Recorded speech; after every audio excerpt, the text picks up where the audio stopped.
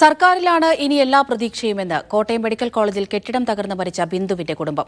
പ്രതിപക്ഷവും സഹായം വാഗ്ദാനം ചെയ്തിട്ടുണ്ടെന്നും ബിന്ദുവിന്റെ ഭർത്താവ് വിശ്രുതൻ മീഡിയ വണിനോട് പറഞ്ഞു. ബിന്ദുവിന്റെ വീട് ഉന്നത വിദ്യാഭ്യാസ വകുപ്പിന്റെ നേതൃത്വത്തിൽ നവീകരിക്കുമെന്നും വീട്ടുകാരുടെ സൌകര്യം കൂടി പരിഗണിച്ചാകും ആരോഗ്യമന്ത്രിയുടെ സന്ദർശനമെന്നും CPM അറിയിച്ചു.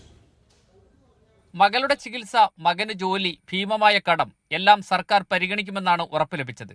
കഴിഞ്ഞ ദിവസം വീട്ടിലെത്തി മന്ത്രി VN വാസവനാണ് സർക്കാർ സഹായം അറിയിച്ചത്. പ്രതിപക്ഷ സഹായവും ലഭിക്കും. വീട്ടിൽ വന്ന പ്രതിപക്ഷ നേതാവും കോൺഗ്രസ് നേതാക്കളും സഹായം ഉറപ്പു നൽകി. എല്ലാ പ്രതീക്ഷയും സർക്കാരില്ല. സർക്കാർ എല്ലാം നമ്മുടെ കൂട്ടത്തിൽ നിൽക്കാമെന്ന്, ഞങ്ങളുടെ ബാക്കിയുള്ള കാര്യത്തിന് നിൽക്കാമെന്നാണ് പറഞ്ഞത്. ഓപ്പറേഷൻ്റെ കാര്യവും കുഞ്ഞിൻ്റെ ജോലിയും ബാക്കിയുള്ള കടങ്ങളും ഒക്കെ നടത്താം. പ്രതിപക്ഷ നേതാവ് വീട്ടിൽ വന്ന് അവിടെ നിന്നും നമുക്കൊരു സഹായം പ്രതീക്ഷിക്കുന്നത് തരാമെന്നും പറഞ്ഞു. കോട്ടയം മെഡിക്കൽ കോളേജിൽ നിന്നെത്തിയ ഡോക്ടർമാരുടെ സംഘം രോഗിയായ മകൾ നവമിയെ പരിശോധിച്ച് കൗൺസിലിംഗ് നൽകി. തുടർ ചികിത്സയ്ക്കായി നവമിയെ തിങ്കളാഴ്ച രാവിലെ കോട്ടയം മെഡിക്കൽ കോളേജ് ആശുപത്രിയിൽ പ്രവേശിപ്പിക്കും. കൗൺസിലിംഗ് പൂർത്തിയായ ശേഷമാകും ആരോഗ്യമന്ത്രി വീട്ടിലെത്തുക.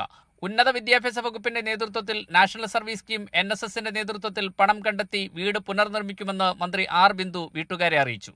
ഈ വീട് നവീകരിക്കാൻ ആവശ്യമായ മുഴുവൻ പണവും ഉന്നത വിദ്യാഭ്യാസ വകുപ്പുമായി ബന്ധപ്പെട്ട് NSS നാഷണൽ സർവീസ് സ്കീം അത് ഏറ്റെടുക്കുമെന്ന് ബഹുമാനപ്പെട്ട മന്ത്രി ഇപ്പോൾ തന്നെ ഇവരോട് സംസാരിച്ച് അവരോട് ധാരണയാക്കിയിട്ടുണ്ട്. കോൺഗ്രസ് MLA ചാണ്ടി ഉമ്മൻ വീട്ടിലെത്തി ബന്ധുക്കളുമായി സംസാരിച്ചു. ഉമ്മൻചാണ്ടി ഫൗണ്ടേഷൻ പ്രഖ്യാപിച്ച 5 ലക്ഷം രൂപ ഉടൻ കൈമാറുമെന്നും ചാണ്ടി ഉമ്മൻ പറഞ്ഞു. മകനോട് സംസാരിച്ചു, അച്ഛനോട് സംസാരിച്ചു. 10 ദിവസത്തിനുള്ളിൽ കൈമാറാനുള്ള പ്രോസസ്സാണ്. ഞാൻ പലരോടും സംസാരിച്ചിട്ടുണ്ട്. അപ്പം എന്തായാലും 10 ദിവസത്തിനുള്ളിൽ അത് കൈമാറിയിരിക്കും. മീഡിയ 1 കോട്ടയം.